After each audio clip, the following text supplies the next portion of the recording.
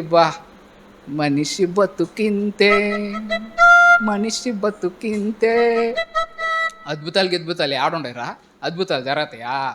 అని చెప్పి ఒకవేళ అద్భుతాలు జరగతాయి, దేవుడు అద్భుతాలు చేయడానికి శక్తి కలిగిన వాడు అని ఒక మనసు నమ్మిందనుకోండి, ఆ నమ్మిన నమ్మకానికి ఆధారాలు వెతుకుతుందో వాళ్ళకి బాగు చేశాడు కదా. అంటే మన నమ్మకాలకి ఒకటి ఉంటుంది, దాన్ని ఏమంటారంటే కాగ్నిటివ్ బయాస్ అని అంటారు. అంటే ఒక మంచి ఆహారం తింటే ఇది నాకు మంచి చేస్తుందని అనుకున్నప్పుడు అది నిజంగా చెడు చేసే ఆహారం అన్నా కానీ వాళ్ళకి మంచిగానే అనిపిస్తుంది. ఇది నాకు తింటే ఏదో అయిపోద్ది అని వాళ్ళ మనసు నమ్మింది అనుకోండి, నమ్మకానికి ఆధారాలు వెతకద్దుగా. వాళ్ళ కన్ను భయంతో యాక్టివేట్ అయిపోయినప్పుడు, భయం ఒక దాన్ని అర్థం చేసుకునేటప్పుడు వాళ్ళకు ఒక చిన్న సమస్య శరీరంలో వచ్చినా కానీ అదేదో పెద్ద సమస్యగా ఫీల్ అయిపోతారు అన్నమాట. భయం వాళ్ళ మనసులో. దేవుడు నన్ను ఎక్కువ కాలం బ్రతికిస్తాడు అని పాజిటివ్ లైఫ్ ఎక్స్పెక్టెన్సీ ఉన్నవాళ్ళు 7.6 సంవత్సరాలు ఎక్కువ బతుకుతారంట. నువ్వు నీ కళ్ళతో చూస్తే ఎవరి కళ్ళతో చూడాలంటే దేవుడి కళ్ళతో చూడాలి. దేవుడు నిన్ను ఎలా చూస్తున్నాడు అనేది నువ్వు కాబోయేది, కానీ నిన్ను నువ్వు ఎలా చూసుకుంటున్నావు అనేది నీ భవిష్యత్తుగా. చిన్నప్పుడు వాళ్ళ అమ్మ చీకట్లో దెయ్యాలు ఉంటారా అని చెప్పింది అనుకోండి. యేసు ప్రభు చీకట్లో దెయ్యాలు వెళ్ళగొట్టాడా, వెలుగులో దెయ్యాలు వెళ్ళగొట్టాడా? అంటే బైబిల్లో ఆరోగ్యం గురించి పెద్ద చిట్కాలే ఉండవు. ఎందుకనంటే ఏదో ఒక రోజు నశించిపోయే శరీరం అని మనిషి నమ్మకం ఏదైతే ఉంటుందో ఆ నమ్మకానికి ఆధారాలు ఎతకతాడు అనమాట. నాస్తికులకు కూడా ఈ ప్రపంచంలో దేవుడు ఉన్నాడు అనడానికి ఆధారాలు లేవనేం కాదు, వాళ్ళు నమ్మడానికి వాళ్ళ హృదయం సిద్ధంగా లేదు. ఈ భౌతిక ప్రపంచంలో దేవుడు ఉంటారు, దెయ్యాలు కూడా ఉంటాయి, కేవలం సైన్స్ మాత్రమే ఉండదు.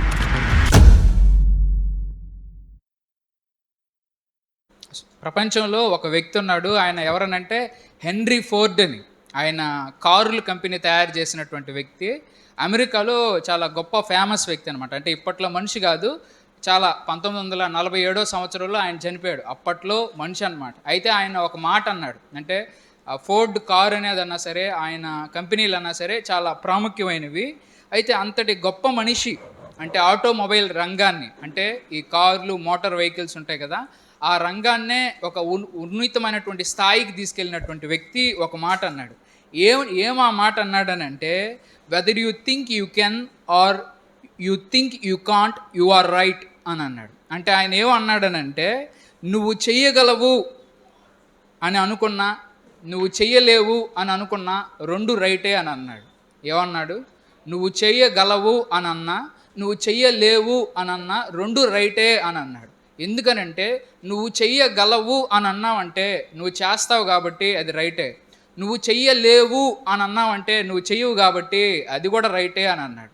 అంటే ఆయన మనకి ఏం చెప్తా ఉన్నాడు అంటే, మన మనసులో మనం ఏదైతే అనుకుంటామో, మనం చెయ్యగలమా లేదా అనేది మన మనసు ఏదైతే చెప్తుందో దాన్ని బట్టే మన జీవితం ఉంటుంది అని చెప్పి ఆయన అంటా ఉన్నాడు. నేను ఏదన్నా జీవితంలో సక్సెస్ సాధించగలను అనుకుంటే ఆ వ్యక్తి సాధిస్తాడు. ఒకవేళ నేను సక్సెస్ సాధించలేను, నేను అంత విజయాలు సాధించలేనంటే ఆ వ్యక్తి విజయాల్ని సాధించలేనమాట. కాబట్టి మన మనసులోనే మ్యాజిక్ ఉందని ఆయన కూడా చెప్పాడు. బైబిల్లో ఈ వచనం చూడండి, సామెతలు 4:23 నీ హృదయములో నుండి జీవదారులు బయలుదేరును కాబట్టి అన్నిటికంటే ముఖ్యముగా నీ హృదయమును భద్రముగా కాపాడుకొనుము. అన్నిటికంటే ముఖ్యంగా దేన్ని కాపాడుకోమంటున్నాడు అంటే, నువ్వు గొప్పోడు అవ్వాలన్నా, నువ్వు స్వస్థపడాలన్నా, లేకపోతే నీ ఇల్లు బాగుపడాలన్నా అంతా కూడా ఎక్కడుందనంటే నీ హృదయంలోనే ఉంది అనని. అందుకే ఆయన అంటున్నాడు, నీ హృదయంలోనే జీవధారలు బయలుదేరును. నీ జీవితాన్ని శాసించేటువంటి ఎక్కడుంటాయనంటే బయట ప్రపంచంలో డబ్బుల రూపంలో ఉండవు, బయట ప్రపంచంలో ఆహారం రూపంలో ఉండవు. అవి ఎక్కడుంటాయనంటే నీ హృదయంలోనే ఉంటాయి అని చెప్పి దేవుడు చెప్తాను. దాంట్లో మనం ఈరోజు ఒక దాని గురించి మనం చూస్తున్నాం. అదేంటంటే నమ్మకాలు. ఏంటది? నమ్మకాలు. అంటే మన హృదయంలో ఉండే నమ్మకాలు మన ఇన్నర్ లైఫ్కి, మన లోపలి జీవితానికి అవి ఎట్లా ప్రభావితం చేస్తాయి అనేదే ఈరోజు నేను ఒక 5 విషయాలు చెప్పి నేను ముగించే ప్రయత్నం చేస్తాను. మీకు ఇచ్చిన అవుట్లైన్ ఒకసారి చూడండి. అందులో ఫస్ట్ పాయింట్ నేను చెప్తున్నాను, రాసుకోండి.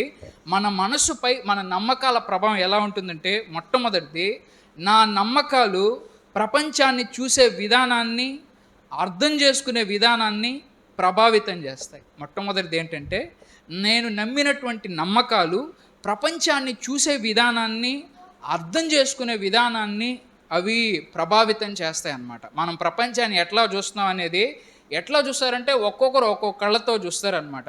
ఒక బిజినెస్ మ్యాన్ అనుకోండి, బిజినెస్ మ్యాన్ ప్రపంచాన్ని చూసేటప్పుడు ఆయన కళ్ళతో చూసుకుంటాడు. ఎట్లా వ్యాపారం చేసుకోవాలా, ఏ సరుకులు ఎక్కడ తక్కువ రేట్లో దొరుకుతున్నాయి, ఎక్కడ అమ్ముకోవాలా అని బిజినెస్ మ్యాన్ చూస్తాడు. ఒకవేళ ఒక కామాంధుడు చూశాడు అనుకోండి, ప్రపంచంలో కామాంధుడు చూసేటువంటి లోకం వేరుగా ఉంటుంది. అట్లా కాకుండా ఒక దొంగ ప్రపంచాన్ని చూశాడు అనుకోండి, ఆ దొంగ చూసే విధానం వేరుగా ఉంటుంది. ఒక పోలీస్ వాడు చూసే విధానం వేరుగా ఉంటుంది అనమాట. అట్లాగే ఒక పాస్టర్ చూసే విధానం వేరుగా ఉంటుంది. ఇట్లా ప్రతి ఒక్కరూ కూడా ప్రపంచంలో అన్నీ ఉంటాయి. అయితే వాళ్ళ కళ్ళు స్పెసిఫిక్గా కొన్నిటిని మాత్రమే వెతుకుతాయి. ఎందుకు వాళ్ళ కళ్ళు వాటి మీదకే వెళ్తూ ఉన్నాయి అని అంటే, వాళ్ళు నమ్మిన నమ్మకాలు ఏం చేస్తాయంటే ప్రపంచంలో దానికోసమే వెతికే విధంగా చేస్తాయి అన్నమాట. మనం ప్రపంచాన్ని చూసే విధానం, ప్రపంచాన్ని అర్థం చేసుకునే విధానం మన నమ్మకాల మీదే ఆధారపడి ఉంటుంది. మన మన మన నమ్మకాలకి ఒకటి ఉంటుంది, దాన్ని ఏమంటారంటే కాగ్నిటివ్ బయాస్ అని అంటారు. అంటే మనకు ఆల్రెడీ ఏ నమ్మకాలు అయితే ఉంటాయో ఆ నమ్మకాలకి అనుకూలంగా ఏదైనా ఒక సమాచారం దొరికిందంటే దాన్ని స్వీకరిస్తాం. ఒకవేళ ఆ నమ్మకాలకి వ్యతిరేకంగా ఏదైనా ఒక ఆధారం దొరికిందంటే దాన్ని స్వీకరించో, దాన్ని వదిలేస్తాం. దేవుణ్ణి నమ్మే వాళ్ళు ఉన్నారనుకోండి, వాళ్ళు దేవుణ్ణి నమ్మే వాళ్ళు చెప్పే మాటలే వింటారు. దేవుణ్ణి నమ్మని వాళ్ళు చెప్పే మాటలు వింటారా యూట్యూబ్లో? ఎందుకనంటే వాళ్ళు నమ్మింది అదే. ఇంక వాళ్ళ కళ్ళు దేనికోసం వెతకద్దంటే దేవుడు ఉన్నాడు అని నిరూపించడానికి ఆధారాలు వెతకద్దన్నమాట. కాబట్టి దేవుడు ఉన్నాడు అని ఎవరైతే ఉంటారో వాళ్ళ సైడ్ అంతటికీ ఇతను వెళ్ళిపోతాడు. ఆటోమేటిక్గా వాళ్ళ వైపుకి ఇతను ఆకర్షించబడిపోతాడు. వాళ్ళు చెప్పే అన్నీ కూడా నమ్ముతూ ఉంటాడు. ఒకవేళ వాళ్ళు ఏదైనా అనుమానం రేకెత్తించేటువంటి ప్రశ్న వేసాడు అనుకోండి, ఈ వ్యక్తి దాన్ని పక్కకి నెట్టేస్తాడనమాట.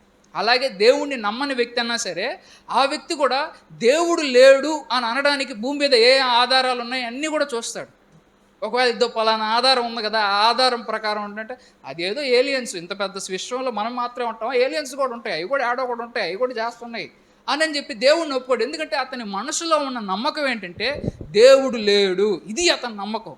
ఈ నమ్మకానికి ఆధారాలు ఈ ప్రపంచంలో ఎక్కడ దొరుకుతాయని అతని కన్ను పరీక్షిస్తూ ఉంటుంది. అతను ఒక విషయాన్ని, జరిగిన సంఘటన, ఒక అద్భుతం జరిగింది అనుకోండి, అద్భుతాలు ఆడుండేరా, అద్భుతాలు జరుగుతాయా అని చెప్పి దేవుణ్ణి నమ్మని వ్యక్తి అద్భుతాలు అనేవే జరగవు అని నమ్మతాడు. కాబట్టి ఇక ఏ అద్భుతం జరిగినప్పటికీ కూడా అది జరగలేదు, అది అబద్ధం అని చెప్పడానికే అతని కన్ను అన్నా సరే, అతని మనసు అన్నా సరే దానికోసమే ఆధారాలు వెతుకుతూ ఉంటుంది. ఒకవేళ అద్భుతాలు జరుగుతాయి, దేవుడు అద్భుతాలు చేయడానికి శక్తి కలిగిన వాడు అని ఒక మనసు నమ్మింది అనుకోండి, ఆ నమ్మిన నమ్మకానికి ఆధారాలు వెతుకుతుంది. ఇద్దో వాళ్ళకి బాగు చేశాడు కదా, ఇద్దో వీళ్ళకి బాగు చేశాడు కదా అని చెప్పి మన మనసులో ఏ నమ్మకాలు అయితే ఉంటాయో ఆ నమ్మకాలు ప్రపంచంలో ఉండే వాటిల్నే వెతకతాయి అనమాట. వ్యతిరేకంగా ఏదైనా దొరికిందని అంటే దాన్ని పక్కకు పెట్టేస్తారు, దాన్ని అసలు సైడ్కి అసలు లెక్క చేయరు. ఎప్పుడో కానీ జ్ఞానోదయం అయితే కానీ వ్యతిరేకంగా ఉండే వాటి గురించి ఆలోచించరు. అట్లాగే మనకు కూడా కొన్ని నమ్మకాలు ఉంటాయి. దేవుడు మనకు తోడుగా ఉన్నాడు, దేవుడు మనకు సహాయం చేస్తాడు అనేటువంటి నమ్మకాలు ఉంటే ఆ నమ్మకాలను బట్టి జీవితంలో ప్రతిదాన్ని, ఇప్పుడు మనం ప్రపంచాన్ని చూసే విధానం అనుకున్నాం, ఇంకోటి అర్థం చేసుకునే విధానం. అర్థం చేసుకునే విధానం అంటే అర్థం ఏంటంటే, మీకు ఒక విషయం చెప్తాను. హ్యాన్స్ సెల్లే అనే వ్యక్తి, ఆయన స్ట్రెస్ రీసెర్చ్ పైనీర్ అనమాట. ఆయన ఒక మాట అన్నాడు. ఏమని అన్నాడంటే, ఒత్తిడి అనేది ఎట్లా ఉంటుందనంటే, ఒత్తిడి అనేది వాళ్ళని ఏమీ బాధించదు కానీ అది వాళ్ళు అర్థం చేసుకునే విధానాన్ని బట్టి ఉంటుంది అని చెప్పి ఆయన అన్నాడు. ఆయన స్ట్రెస్ మీద రీసెర్చ్ చేశాడు అనమాట. అప్పుడు ఆయన ఆ మాట అన్నాడు. అంటే ఆయన ఏమన్నాడంటే, నేను కొంచెం సింపుల్గా చెప్తాను చూడండి.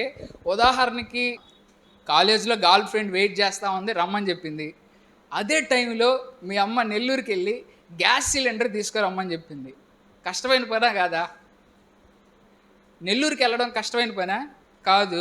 ఏది కష్టమైన పని అంటే, నెల్లూరుకి వెళ్ళి ఒక్కడే బైక్ మీద గ్యాస్ తీసుకురావడం చాలా కష్టమైన పని.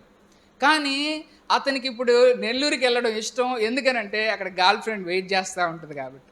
ఇప్పుడు కష్టమైన పని అన్నా సరే ఈ నెల్లూరుకి వెళ్ళాలి అనే ఈ ఈ ఈ ఈ ప్రయాస ఏదైతే ఉంటుందో అది అసలు కష్టంగా అనిపించదు. చాలా హాయిగా వెళ్తాడు, సాఫీగా వెళ్తాడు, సంతోషంగా వెళ్తాడు. అయితే ఇప్పుడు ఇంకొకటి చెప్తున్నాను చూడండి. సినిమా ఈరోజు ఇంపార్టెంట్ సినిమా ఒకటి వస్తుంది, నీకు నచ్చిన అభిమాని సినిమాలో వస్తున్నాడు, ఆ సినిమా చూడాలి. ఆ సినిమా చూసేటప్పుడు మీ అమ్మ మధ్యలో వచ్చి, ఇద్దరు నెల్లూరులో మీ అక్క వాళ్ళకి డబ్బులు ఇచ్చేసి రాపోరా అని చెప్పి మీ అమ్మ చెప్పింది. నీకేమో ఇష్టం లేదు, సినిమా మిస్ అయిపోద్ది, ఇప్పుడు నెల్లూరుకి వెళ్ళాలా, డబ్బులు ఇచ్చేసి రావడం పెద్ద కష్టమైన పనా? కానీ ఈ రెండిట్లో ఏది కష్టంగా అనిపిస్తుంది? సిలిండర్ తేవడం కష్టం అని పనిగా అనిపిస్తుందా? వెళ్ళి డబ్బులు ఇచ్చేసి రావడం కష్టమైన పనిగా అనిపిస్తుందా? వాస్తవానికి కష్టమైన పని ఏమో సిలిండర్ తేవడం. కానీ అది కష్టంగా ఎందుకు అనిపించదంటే, ఆ వ్యక్తి ఆ కష్టాన్ని అర్థం చేసుకుంటున్నాడు. ఎలా అర్థం చేసుకుంటున్నాడు? అర్థం చేసుకునే విధానాన్ని బట్టే అది ఒత్తిడా, లేకపోతే ఆ వ్యక్తిని చిత్రవద చేస్తుందా, ఆ వ్యక్తిని నలిపేస్తుందా అనే దాన్ని బట్టే ఉంటుందన్నమాట. కాబట్టి బయటుండే పరిస్థితులన్నీ కూడా ఎట్లా ఉంటాయనంటే, అవి ఎప్పుడూ ఉండే విధంగానే ఉంటాయి. అయితే ఆ పరిస్థితుల్ని మనం ఎట్లా అర్థం చేసుకుంటున్నాం అనేదే వాళ్ళని చిత్రవద చేస్తుంది. బైబిల్‌లో కొంతమందిని దేవుడి సేవ చేసే వాళ్ళని తీసుకెళ్ళి జైల్లో ఏశారు. పౌలు, శీల అనేవాళ్ళని. దేవుడి సేవ చేస్తా ఉన్నాం, ఇంకా సేవ చేసిన ఆ దేవుడు కాపాడలేడా? ఏందయ్యా ఈ దేవుడా? అని అనుకొని వాళ్ళు అనుకోలేదన్నమాట. వాళ్ళు దాన్ని జరిగిన చెడు సంఘటన అట్లా అర్థం చేసుకోలేదు. వాళ్ళు ఎట్లా అర్థం చేసుకున్నారనంటే, దేవుడు ఈ సృష్టి అంతా దేవుడి కంట్రోల్‌లోనే ఉంది. దీని ద్వారా దేవుడు ఏం మంచి చేయబోతున్నాడో చూద్దాం అన్నా అని ఆ క్షణంలో కూడా ఆనందిస్తా ఉన్నారు. అయితే లక్కీగా వాళ్ళు జైల్లోకి వెళ్ళడం వల్ల అక్కడ ఒక వ్యక్తిని వాళ్ళు రక్షించారు. ఒక కుటుంబాన్ని వాళ్ళు రక్షించారు. అది జరిగిన తర్వాత తెలిసింది. అయితే జరగకముందు అంటే పరిస్థితులన్నీ ఇంకా ఒక ఎండ్‌కి రాకముందు, ఒక ముగింపుకి రాకముందు ఈ లోపలే ఒక చెడ్డ పరిస్థితులు చూసి ఈ విధంగా దేవుడిని నమ్మే వ్యక్తి అయితే దీని ద్వారా దేవుడు ఏం మంచి చేయబోతున్నాడో అని ఆశతో ఉంటాడు, ఉబలాటంగా ఉంటాడు. పడే కష్టం అతనికి పెద్ద కష్టంగా అనిపించదు. దేవుడిని నమ్మని వ్యక్తి మనిషి బతుకింతే, మనిషి బతుకింతే అని మందులు తాగుతూ ఉంటాడు, సిగరెట్ తాగుతూ ఉంటాడు, అయ్యేస్తూ ఉంటాడు, ఇయ్యేస్తూ ఉంటాడు. ఏంటంటే అతను జీవితాన్ని చూసే విధానం, కష్టాలని అర్థం చేసుకునే విధానం పూర్తిగా వేరుగా ఉంది కాబట్టి అతను ఆ విధంగా చేస్తాడనమాట. కాబట్టి కొంతమంది కష్టాలని ఇది నన్ను జీవితంలో ఇంకొక మెట్టు పైకి ఎక్కించడానికే వచ్చింది అని అనుకుంటారు. ఇంకొంతమంది కష్టాన్ని ఇది నన్ను కిందకి దొక్కేయడానికే వాడు ప్రయత్నం చేస్తున్నాడు, నన్ను కిందకి నొక్కడానికే ఇట్లా చేస్తున్నాడని కొంతమంది ఆ కష్టాన్ని అడ్డంకిగా అనుకుంటారు. ఇంకొంతమంది కష్టాన్ని ఇంకొక మెట్టు ఎదగడానికి, ఇంకొంచెం గట్టిగా ప్రయాసపడడానికి ఇది నాకు మంచిదని అనుకుంటారు. అయితే చూడండి, ఇద్దరికీ ఒకటే కష్టం వచ్చినా, ఇద్దరికీ ఒకటో 10వ క్లాస్ పరీక్ష వచ్చినా, వాళ్ళు ఆ జరిగే సంఘటనలు ఎట్లా అర్థం చేసుకుంటున్నారనే దాన్ని బట్టే వాళ్ళ జీవితంలో గొప్పోళ్ళు అవుతారా, లేకపోతే సామాన్య మనుషులుగా మిగిలిపోతారా, లేకపోతే ఫెయిల్యూర్గా మిగిలిపోతారా అనేది ఆధారపడి ఉంటుంది అనమాట. అయితే ఈరోజు చూడండి, బైబిల్లో ఒక కథ చెప్తాను. ఈరోజు ఇదే ముఖ్యమైన కథ. ఏంటనంటే, బైబిల్లో ఇశ్రాయేలీల ప్రజలు ఉన్నారు. మీ అందరికీ తెలుసు కదా, ఇశ్రాయేలీల ప్రజలు చాలాసార్లు చెప్పుంటాను. బైబిల్లో వాళ్ళు ఇశ్రాయేలీల ప్రజలు 400 సంవత్సరాలు వేరే దేశంలో బానిసలుగా ఉన్నారనమాట. బానిసలుగా ఉన్నారు. అటువంటి వాళ్ళని దేవుడు మోషే అనే నాయకుడిని ఏర్పాటు చేసుకొని ఆ ఐగుప్తు దేశం నుంచి కానాను అనే దేశానికి నడిపిస్తూ ఉన్నాడు. అయితే ఇలా నడిపించే క్రమంలో ఇంకా దగ్గరికి వచ్చేసారు, అదే కానాను దేశం. ఆ కానాను దేశానికి వెళ్ళేటప్పుడు ముందుగా వెళ్ళకుండానే, ఇప్పుడు మనం ఆడికి వెళ్తున్నాం కదరా, అక్కడ ఫైట్ చేయాలి, అక్కడ ఇదంతా చేయాలి, వాళ్ళు ఎట్టున్నారో ఏంటి అనేది మొత్తం తెలుసుకోవాలి, అక్కడ వ్యాపారాలు ఎట్ట జరుగుతున్నాయి, అక్కడ భూమి సరిగ్గా పంటలు పండుతాయా లేదా, అక్కడ మనకు నీళ్లు ఉన్నాయా లేదా, అక్కడ మన పశువులు మేత వేయడానికి అంత గడ్డి అంత బాగుందా లేదా, అసలు ఏందిరా అక్కడ వెళ్ళి చూసేసి రండి అని చెప్పి 12 మందిని అవతలకు పంపిస్తారు. ఎంతమందిని పంపిస్తారు? 12 మందిని పంపిస్తారు. అయితే 12 మంది అవతలికి వెళ్ళి 40 రోజులు ఉంటారు. 40 రోజులు చూసిన తర్వాత వస్తారు. ఆ 12 మంది కళ్ళు ఒకటే దాన్ని చూసాయా లేదా? వాళ్ళ 12 మంది కళ్ళు ఒకటే దాన్ని చూసాయి. అయితే వాళ్ళు అర్థం చేసుకునే విధానం వేరుగా అయిపోయింది. వాళ్ళలో ఇద్దరేమో అది భలే దేశం, భలే ఉంది ఆ దేశం అని అన్నారు. అయితే మిగిలిన 10 మంది అయితే అబ్బా అది భలే కష్టం అన్న, ఆడికి పోవడం మన వల్ల కాదన్నా అని చెప్పి వాళ్ళు అనుకున్నారన్నమాట. అంటే చూడండి, నెంబర్ కూడా అంటే పాజిటివ్గా ఆలోచించే వాళ్ళ సంఖ్య 2 ఉంది, నెగిటివ్గా ఆలోచించే వాళ్ళ సంఖ్య 10 ఉంది. భూమి మీద ఎక్కువగా ఆ కేటగిరీ వాళ్ళే ఉంటారు అనమాట. వీళ్ళల్లో కూడా అట్లాగే జరిగింది. సంఖ్యాకాండం 14వ అధ్యాయం 6-8 వచనాల్లో కూడా చూడండి, ఆ దేశాన్ని కనుక్కొని వచ్చిన 2 వ్యక్తులు, నూను కుమారుడైన యెహోషువ, యెఫున్నె కుమారుడైన కాలేబు, అంటే వీళ్ళిద్దరూ యెహోషువ, కాలేబు అనే వీళ్ళిద్దరు ఈ మాటలు మాట్లాడుతున్నారు. ఈ ఇద్దరు మనుషులు అక్కడ సమావేశమైన ఇశ్రాయేలీలందరితో ఇలా చెప్పారు: మేము చూచిన దేశం చాలా బాగుంది. మన మీద దేవునికి ఇష్టం ఉంటే ఆయనే మనల్ని ఆ దేశంలోనికి నడిపిస్తాడు.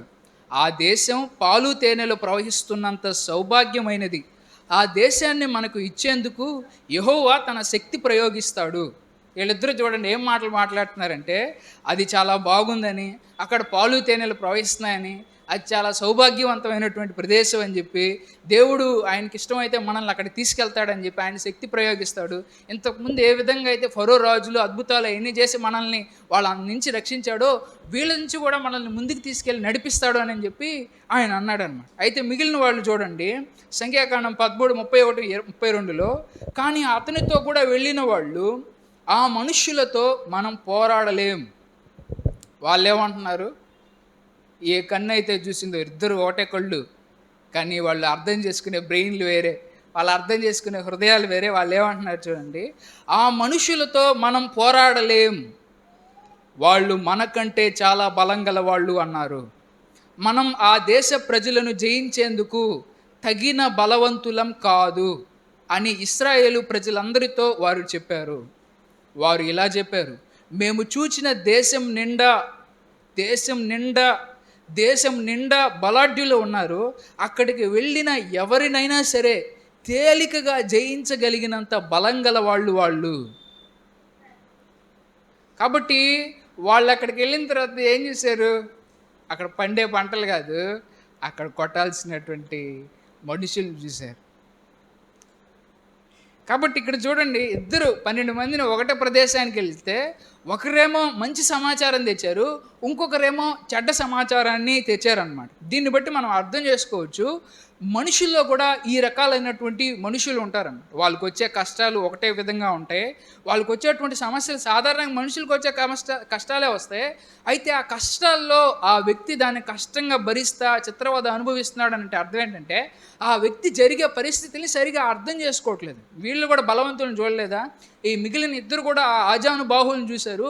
ఆ నెఫీలీలు ఆ అనాకు వంశం వాళ్ళు, అంటే చాలా ఎత్తరులు, అంటే భవిష్యత్తులో పోరాడుతారు వీళ్ళు. ఎవరంటే గొల్యాతు వంశానికి చెందిన వాళ్ళు, అంటే చాలా పెద్ద వంశం, పెద్ద లొడ్డు మనుషులు అనమాట. వాళ్ళతో అక్కడ ఉన్నారు అని, అక్కడ నిండా వాళ్ళే ఉన్నారంట. సాధారణ మనుషులు కూడా ఉంటారా? కానీ వాళ్ళు చూడండి, అంటే వాళ్ళ కన్ను భయంతో యాక్టివేట్ అయిపోయినప్పుడు, భయం ఒకదాన్ని అర్థం చేసుకునేటప్పుడు వాళ్ళకు ఒక చిన్న సమస్య శరీరంలో వచ్చినా కానీ అదేదో పెద్ద సమస్యగా ఫీల్ అయిపోతారనమాట. భయం వాళ్ళ మనసులో ఉంటే, అదే ఆశ వాళ్ళ మనసులో ఉంటే అది ఎంత పెద్ద సమస్య అన్నా కానీ చాలా పాజిటివ్గా వాళ్ళు ఆలోచిస్తారనమాట. అంటే వాళ్ళ కన్ను విశ్వాసంతో ఉందా లేదా భయంతో ఉందా అనే దాని మీద వాళ్ళు ప్రపంచాన్ని చూసే విధానాన్ని బట్టి ఆధారపడి ఉంటుంది. బైబిల్లో కూడా చూడండి, యేసు ప్రభు కూడా భూమి మీదకి వచ్చి ఆయన చాలా అద్భుతాలు చేశాడు, చాలా ఆశ్చర్యకార్యాలు చేశాడు. అయితే యేసు ప్రభు చేసిన ఆశ్చర్యకార్యాలని వాళ్ళ సొంతూరోళ్ళే నమ్మలా. యేసు ప్రభు చేసిన ఆశ్చర్యకార్యాలని చర్చిలో ఉండే పాస్టర్లే నమ్మలా. ఎందుకు నమ్మలేదు? యేసుప్రభు చేసిన స్వస్థత అబద్ధం అంటారా? నిజంగా యేసుప్రభుకి స్వస్థత చేసేంత శక్తి లేదంటారా? అది కాదు, వాళ్ళ హృదయం నమ్మడానికి సిద్ధంగా లేదు. ఆయన ఒక దేవుడు అని నమ్మడానికి సిద్ధంగా లేదు. ఎప్పుడన్నా సరే మనిషి నమ్మకం ఏదైతే ఉంటుందో ఆ నమ్మకానికి ఆధారాలు ఎతకతాడు అనమాట. ఇప్పుడు వాళ్ళ మనసులో ఏముందంటే, ఈయన అసలు ఏం దేవుడు కాదు, ఈయన సాధారణమైన మనిషి, ఈయన అట్ట ఇవన్నీ చేయగలుగుతున్నాడు, ఏదో మాయ ఉంది, ఏదో మతలబు ఉందని చెప్పి ఆయన అసలు నమ్మలేదే చచ్చిపోయిన దాకా. ఎందుకని? వాళ్ళ మనసే వాళ్ళని మోసం చేసింది. అందుకని మనసు మాట వినొద్దని చెప్పి దేవుడు చెప్తా ఉంటాడు. అంటే నిజంగా ఇది మంచిగా జరగడానికి ఇద్దరు బాగుందమ్మా, ఇద్దరు బీపీ అంతా కంట్రోల్లోకి వచ్చింది, నీ ఆరోగ్యం చాలా బాగుందమ్మా అని అన్నా కానీ ఏదో కీడు జరగబోతూ ఉంది, ఏదో నా కీడు శంకిస్తూ ఉంది, నా కన్ను అదరుతూ ఉంది అని భయపడతానే ఉంటారనమాట. ఆ బ్యాచ్ అనమాట వాళ్ళు. అట్లాగే వీళ్ళు కూడా, నాస్తికులకు కూడా ఈ ప్రపంచంలో దేవుడు ఉన్నాడు అనడానికి ఆధారాలు లేవనేం కాదు, వాళ్ళు నమ్మడానికి వాళ్ళ హృదయం సిద్ధంగా లేదని. చర్చిలో కూడా కొంతమంది హృదయం బాగా కఠినంగా అయిపోద్ది, అంత దేవుడు వాక్యం ఎక్కిన అసలు ఏం లోపలికి వెళ్ళి ఏం పని చేయదు. ఎందుకంటే కఠినమైపోయి ఉంటుంది హృదయం. ఇంకా ఎందుకంటే వాళ్ళ హృదయంలో నమ్మకాలు అంత బండబారిపోయి ఉంటే ఇంకా వాళ్ళ కన్ను ఇంక ఏడనాలే దేవుడికి లేదా పాస్టర్లు చెప్తా ఉంటారు వీళ్ళు బాటికి వెళ్ళవన్నీ అని వాళ్ళు అనుకొని ఆ దుఃఖంలోనే బ్రతుకుతారు. ఆ కఠిన హృదయంలాగానే అయిపోతూ ఉంటారు. యేసు ప్రభు ఒకసారి ఒక అద్భుతం చేశాడు. ఏంటి ఆ అద్భుతం అని అంటే, గుడ్డివాడిని స్వస్థపరిచాడు. ఏం చేశాడు? గుడ్డివాడిని స్వస్థపరిచాడు. ఆ ఊరిలో అంతమంది ఆ చిన్నప్పటి నుంచి ఒక పిల్లోడు గుడ్డోడుగా అయ్యి అతనికి ఒక 25, 30 సంవత్సరాలు వచ్చేంతవరకు గుడ్డోడుగా ఉన్నప్పుడు ఆల్మోస్ట్ అందరిని చూసేస్తారు. గుడ్డోళ్ళు అడుక్కుంటా ఉంటారు, అట్టుంటారు. అయితే వీళ్ళు చూడండి, ఆ వాక్యం చదువుతున్నాను చూడండి, యోహాను సువార్త 9వ అధ్యాయము. అక్కడక్కడ కొన్ని వచనాలు నేను అక్కడ పాయింట్అవుట్ చేసి అన్నీ రాస్తున్నాను, వరుసగా చదివేస్తాను చూడండి. అందుకు పరిసయ్యులు ఎలా చూపు పొందేవని వానిని అడిగారు. అందుకు అతడు, ఆయన నా కళ్ళ మీద బురద పూశాడు, నేను దానిని కడుక్కున్న తర్వాత చూడగలుగుతున్నాను అని చెప్పాడు. అయినా వారు ఆ గుడ్డివాడు చూపు పొందాడని నమ్మలేదు. కాబట్టి వాని తల్లిదండ్రులను పిలిపించారు. అంటే దేవుడు ఎట్లా అద్భుతం చేశాడని చెప్పారు, వాళ్ళకి అర్థమవుతుంది. కానీ నిజంగా మన కళ్ళు ఏమైనా మోసం చేస్తున్నాయి, ఓడేయుడా లేకపోతే ఇంకొకడా ఈడు అని మనసు ఆలోచిస్తా. అసలు ఆ ఆలోచన ఎందుకు వచ్చింది? ఎందుకంటే మనసు అట్లా ఆలోచింపజేస్తుంది. తర్వాత చూడండి, ఇతను నిజంగా వీళ్ళ తల్లిదండ్రులను పిలుద్దాం, వాళ్ళ తల్లిదండ్రులు ఏం చెప్తారో చూద్దాం అని చెప్పి అనుమానం అన్నమాట. ఈడే నిజంగా గుడ్డోడా కాదా, అసలు యేసు ప్రభుకి అంత సూపర్ పవర్స్ ఉన్నాయా లేదా అని డౌట్ అన్నమాట. అప్పుడు గుడ్డివానిగా ఉండిన వానిని యూదా అధికారులు మరలా రెండోసారి పిలిపించారు. వాళ్ళ అమ్మా నాన్నలు చెప్పారు, వాళ్ళ అమ్మా నాన్నలు కూడా చెప్పారు, అయ్యా వాడు పుట్టుకతోనే గుడ్డోడు, మా పుట్టడంతోనే అట్టే పుట్టాడు, అయితే ఇప్పుడు ఎట్లా వాడు చూస్తున్నాడో మాకు తెలియదు, ఓడిని అడగండి అయ్యా అని అన్నారు. వాళ్ళ అమ్మా నాన్నలకు కూడా తెలుసు యేసు ప్రభువే స్వస్థపరిచాడని. అయితే వాళ్ళ అమ్మా నాన్నలు ఎందుకు చెప్పలేదని అంటే, యేసు ప్రభువే స్వస్థపరిచాడనంటే యేసు ప్రభుతో కూడా మమ్మల్ని కూడా యాడీళ్ళు బయటికి పంపించేస్తారు, మమ్మల్ని యాడ్ చిత్రవద చేస్తారని తల్లిదండ్రులు కూడా భయపడ్డారన్న. కానీ ఆ గుడ్డోడు తెలియదు, అతనికి యేసు ప్రభు అని తెలియదు. ఇప్పుడు చూడండి, ఆయన చెప్తా ఉన్నాడు, గుడ్డివానిగా ఉండిన వానిని యూదా అధికారులు మరలా రెండవసారి పిలిపించారు. మొదటిసారి అడిగారు, రెండోసారి కూడా మళ్ళీ వాళ్ళు ఏమంటున్నారు చూడండి, నీవు సత్యం చెప్పి దేవుని మహిమపరచు. ఆ గుడ్డోడితో ఏమంటున్నారు, నిజం చెప్పరా, నిజం చెప్పి దేవుణ్ణి మహిమపరచు అని అంటున్నాడు. అంటే ఆయన చెప్పేది అబద్ధం అని వీళ్ళు నమ్ముతున్నారా లేదా?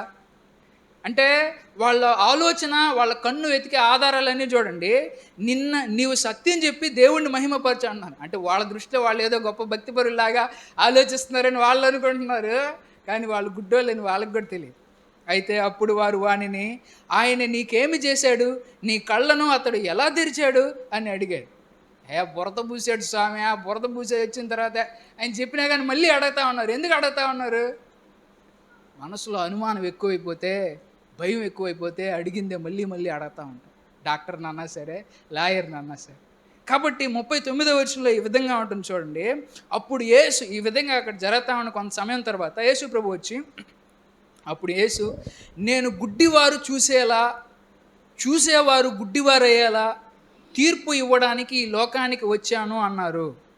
అందుకు యేసు ప్రభు ఏమన్నాడంటే, చూసేవారు గుడ్డివారయ్యేలా, గుడ్డివారు చూసేలా తీర్పు ఇవ్వడానికి లోకానికి వచ్చాను అన్నాడు.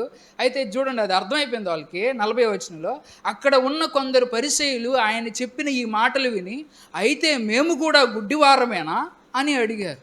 అందుకు యేసు, మీరు గుడ్డివారైతే మీ మీద ఈ పాపం ఉండేది కాదు, కానీ చూడగలమని మీరు చెప్పుకుంటున్నారు కాబట్టి మీ పాపం నిలిచి ఉంటుంది అని చెప్పారు. అంటే ఏం చెప్తున్నాడు దేవుడు? మీరు చూడట్లేదురా అని అంటున్నాడు. అంటే వాళ్ళ కళ్ళు లేవా? కళ్ళున్న గుడ్డోళ్ళు, చెవులున్న చెవిటోళ్ళు కూడా ఉంటారు. అందుకే చెవులు గలవాడు వినుగాక అని. అంటే ఎంత చెవులు ఎంత చెప్పినా అర్థం మనసు లోపలికి ఎక్కదన్నమాట అది. అట్లాగే వాళ్ళ కన్ను ఎంత చూసినా, దేవుడు వాళ్ళ జీవితాలు చేసే ఎంత అద్భుత కార్యాలు చూసినా వాళ్ళ కళ్ళు గుడ్డైపోయి ఉంటాయి. కాబట్టి బైబిల్లో ఒక మాట ఉంటుంది, యుగ సంబంధమైన దేవత వాళ్ళ కళ్ళకి గుడ్డితనం కలిగజేసింది. కాబట్టి ఎందుకు దేవ అట్లా మాట్లాడుతున్నావు వాళ్ళకి అని చెప్పినా అర్థం కదా. అందుకే కథలు చెప్తా వాళ్ళకి, మీకైతే అర్థం చేసుకునే జ్ఞానం ఇచ్చాడు దేవుడు, అందుకే వాళ్ళకి కథలు చెప్తా ఉంటా, అట్టయినా అర్థం చేసుకుంటారేమోనని అని చెప్పి యేసు ప్రభు అని అన్నది. కాబట్టి కొంతమంది ఆయన మనం అర్థం చేసుకుంటామా లేదా, మనం ఎట్టాటోళ్ళం అనేది మనం చిన్నప్పుడు పుట్టినప్పుడే తెలుసు అనమాట ఆయనకి. మనం ఏ బ్యాచ్, ఆయనతో ఉండే బ్యాచా లేకపోతే సాతానుతో కలిసిపోయే బ్యాచా అనేది ఆయనకి తెలుసు. కాబట్టి ఆయన ప్రవర్తన మన మీద ఆ విధంగా ఉంటుందన్నమాట. కాబట్టి మొట్టమొదటి మనం గుర్తుంచుకోవాల్సినటువంటి విషయం ఏంటంటే, నా నమ్మకాలు ప్రపంచాన్ని చూసే విధానాన్ని, అర్థం చేసుకునే విధానాన్ని ప్రభావితం చేస్తాయి. కాబట్టి నా మనసులో మంచి నమ్మకాలు ఉన్నాయా, చెడ్డ నమ్మకాలు ఉన్నాయా, మనల్ని మనం పరీక్షించుకోవాలండి. రెండోది ఏం చేస్తాయంటే, నా నమ్మకాలు నా గుర్తింపుని రూపొందిస్తాయి. రెండోది, నా నమ్మకాలు నా గుర్తింపుని రూపొందిస్తాయి. గుర్తింపు అని అంటే మనల్ని మనం ఎట్లా గుర్తించుకుంటున్నాం అనేదన్నమాట. గుర్తింపు అని అంటే మనల్ని మనం ఎట్లా చూసుకుంటున్నాం అనేదాన్నే గుర్తింపు అని అంటారు. దేవుడు ఎప్పుడన్నా సరే మనల్ని మనం చూసుకునే విధానాన్ని మార్చేస్తాడు. బైబిల్లో చాలామందిని అట్లా మార్చేస్తూ ఉంటాడు. ఆయన ఏం చెప్పాడంటే, ఒకసారి అబ్రాము అనే వ్యక్తి ఉన్నాడు. అబ్రాము అని అంటే ఆయన తండ్రి అబ్రాముని అబ్రహాముగా మార్చాడు. అంటే అనేక జలాలకి తండ్రిగా చేశాడు. అదేవిధంగా షారయిని షారాగా పేరు మార్చాడు అన్నమాట. అట్లాగే యాకోబు అనే వ్యక్తిని ఇస్రాయేలు అనే పేరు మార్చాడు. కొత్త నిబంధనలో చూస్తే సౌలు అనే వ్యక్తిని పౌలుగా మార్చాడు అనమాట. సీమోను అనే వ్యక్తిని పేతురు మార్చాడు అన్నమాట. ఎందుకని దేవుడు పేర్లు మార్చేస్తా ఉన్నాడు అని అంటే, వాళ్ళని వాళ్ళు ఆ పేరుతో చూసుకునేటప్పుడు అట్లా చూసుకుంటా ఉన్నారు. కాబట్టి దుఃఖపడే ఆమెకి ఇక నుంచి నీ పేరు సంతోషమ్మ అని పేరు పెట్టేశాడు. అంటే ముందు ఇక నుంచి ఆమెను చూసుకునేటప్పుడు సంతోషమ్మలాగే చూసుకోవాలన్నమాట, ఆనందయ్యలాగే చూసుకోవాలి. ఎందుకని, ఇప్పుడు దాకా దుఃఖం ఉంది, ఇక నుంచి నీ పేరు ఆనందయ్య. అంటే దేవుడు ఏం మారుస్తున్నాడనంటే, మనల్ని మోసగాళ్ళలాగా కాకుండా మనల్ని పరిశుద్ధుల్లాగా చూస్తున్నాడు. ఎప్పుడైనా సరే బైబిల్లో తప్పిపోయిన కుమారుడు ఉన్నాడు, పాపాలన్నీ చేశాడు. చేసిన తర్వాత తండ్రి దగ్గరకు వచ్చాడు. పాపాత్ముడా అని అనకుండా వెంటనే క్లీన్ చేయండి, వెంటనే బట్ట తీసుకురండి, మంచి కోట్ తీసుకురండి, ఉంగరం దొరకండి అని అతని ఐడెంటిటీని, అతను కనిపించే రూపాన్ని మార్చేశాడు. ముందు అతని గుర్తింపును మార్చేశాడు. ఇప్పుడు అతను పాపి కాదు, పరిశుద్ధుడు అని పేరు పెట్టేశాడు. ఇప్పుడు మనకు కూడా ఏమని పేరు పెట్టాడు బైబిల్లో దేవుడు? పాపులని పెట్టాడా, పరిశుద్ధులని పెట్టాడా? అట్లా బైబిల్లో పోయిన 2-3 వారాల ముందు చెప్పాను మన ఐడెంటిటీ గురించి, దేవుడు మనల్ని ఎట్లా గుర్తిస్తున్నాడు అనేది.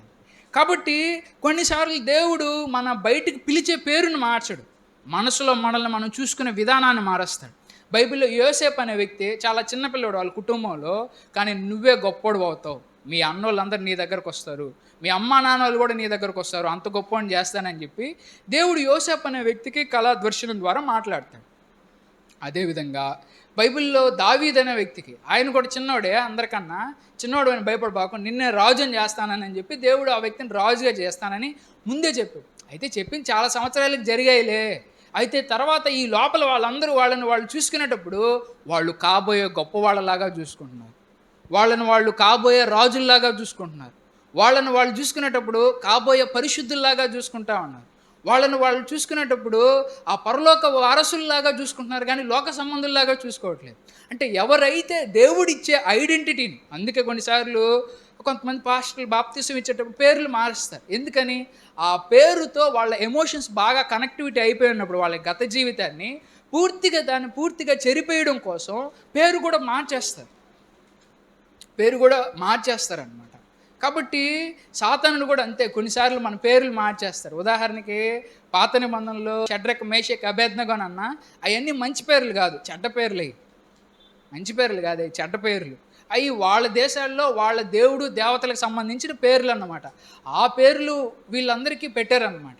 అయితే షడ్రక్ మేషక్ అబేద్నగో అయితే వాళ్ళ బయట పేర్లు మార్చారు, కానీ వాళ్ళ హృదయంలో మార్చలే. వాళ్ళ హృదయంలో మటుకు యెహోవా దేవుడి మీద భక్తి, ఆరాధన, శ్రద్ధ అంతా ఉంది.